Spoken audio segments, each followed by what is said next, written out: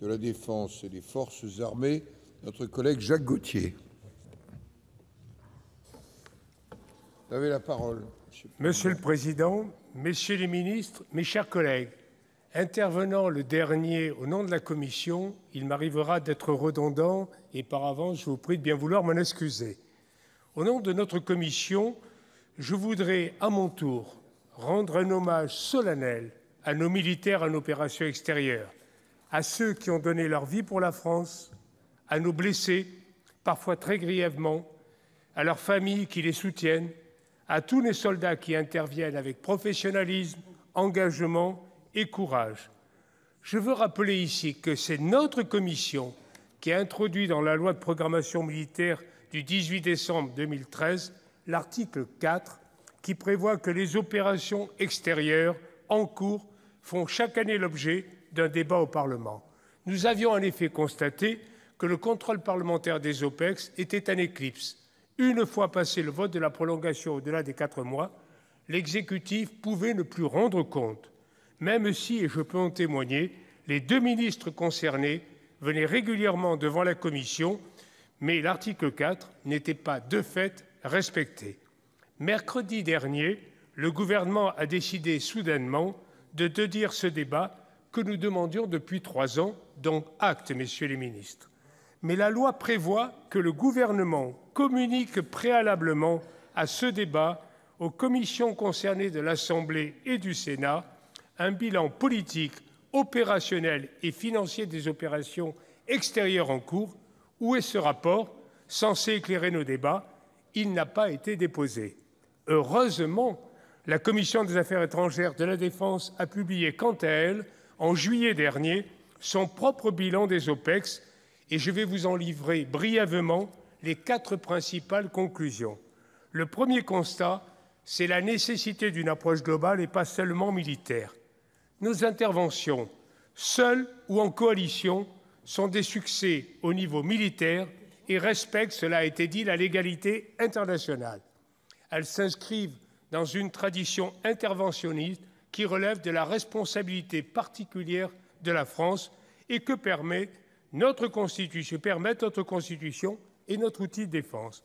Nous sommes présents en Irak, en Syrie, en Centrafrique pour encore quelques jours, ou au Sahel, où nous assurons la sécurité d'un espace grand comme l'Europe.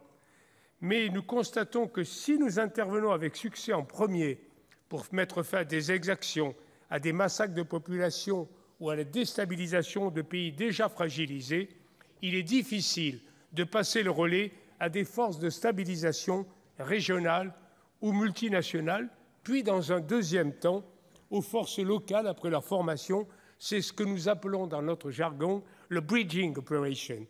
Il faut, Monsieur le ministre des Affaires étrangères, obtenir des Nations unies qu'elles adaptent le mandat des casques bleus à la réalité des théâtres. Il faut des troupes onusiennes plus robustes, plus efficaces, déployables plus rapidement et capables de faire face à des actes de guerre. Ce n'est pas du maintien de la paix sur le terrain. Dans quelques jours, la France mettra fin à l'opération Sangaris et disons-le entre eux, c'est une bonne chose. En la matière, il faut planifier le début d'une OPEX, mais il faut aussi préparer sa sortie. Nous savons que des efforts importants devront être faits par les troupes des Nations unies et par les formateurs de l'Union européenne, car la situation, disons-le, reste précaire, d'autant que la conférence des donateurs ne se réunira qu'en novembre, donc très ou trop tardivement. La France, cela a été dit par Jeannie Lorjou, laissera un petit contingent militaire à l'aéroport de Bangui, et nous espérons que nous n'aurons pas, dans quelques années, à revenir sur place. Mais notre sortie est aujourd'hui possible. Il faut donc clôturer Sangaris, car en République centrafricaine, comme ailleurs, nous risquerions de rester militairement au-delà des 10 ans. Nos interventions militaires et l'engagement des forces de stabilisation ou de formation ne suffiront pas sans une dimension politique et économique. La formule de Pierre de Villiers « il faut gagner la paix après avoir gagné la guerre » est une réalité. Il faut donc une approche globale coordonnée, construite si possible en prévention, comme cela devrait être le cas aujourd'hui en Tunisie, et au minimum un accompagnement des interventions militaires, car nous devons créer une réalité politique meilleure pour les populations où les mêmes causes généreront les mêmes effets dramatiques. Nous mesurons bien sûr nos lacunes pour appuyer les processus politiques de réconciliation, de désarmement, de reconstruction au Mali, en Centrafrique, au Levant, sans parler de la Libye. Notre rapport propose une mise en cohérence de notre approche. Plus de politique, plus d'économie, plus de développement dans un dispositif coordonné au niveau de chaque théâtre, avec la nomination d'un haut représentant par théâtre et un engagement parallèle des moyens en subvention et non pas en prêt de l'AFD que ces pays ne peuvent rembourser. Je pense que le gouvernement pourra nous donner son avis là-dessus. Deuxième constat, la faiblesse de la solidarité. L'efficacité des interventions militaires de la France est reconnue. Pour autant, nous ne sommes pas autonomes, ni pour le renseignement, ni pour le ravitaillement en vol, ni pour le transport aérien. Nous avons besoin de nos alliés. Où est l'Europe ? Malgré une inflexion dans le discours, malgré des soutiens réels mais ponctuels, la France est encore trop seule à assurer la sécurité au bénéfice du continent européen. Nos concitoyens européens demandent plus de sécurité. Nous attendons donc du Conseil européen de décembre des initiatives fortes et pas simplement des déclarations d'intention.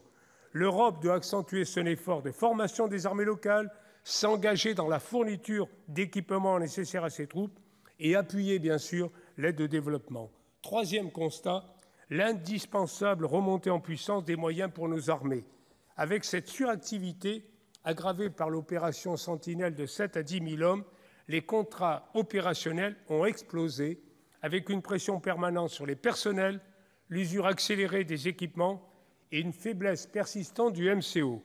La réduction, puis la fin progressive de la déflation des effectifs sont de bonnes choses, mais elles ne se feront totalement sentir qu'en fin 2018, début 2019. De plus, l'état des équipements de nos armées, notamment de l'armée de terre, nécessite l'accélération de programmes comme Scorpion, avec les véhicules Griffon et Jaguar, pour remplacer nos très vieux VAB et Saguet. Pardon de parler de nos équipements, mais nous sommes responsables de la vie de nos soldats et nous leur devons le meilleur. L'engagement de la France à consacrer 2% du PIB à la défense en 2025 doit être tenu, ce qui signifie que des efforts substantiels doivent être engagés en 2017 et dans la durée. Quatrième constat, le dernier, l'exigence d'un contrôle parlementaire renforcé. La Commission se refuse à bouleverser l'édifice constitutionnel savamment construit depuis 1958 et modifié en 2008, qui repose sur un dispositif d'information du Parlement dans les 3 jours et d'autorisation de prolongation au-delà de 4 mois.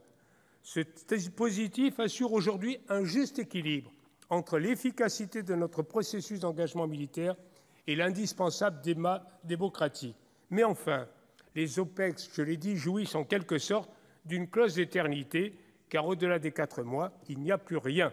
D'où ce débat souhaité par le Sénat, attendu de longue date, messieurs les ministres, qui constitue, nous l'espérons, l'amorce d'un examen régulier de nos engagements extérieurs. En conclusion, l'option militaire, souvent nécessaire, n'est pas suffisante.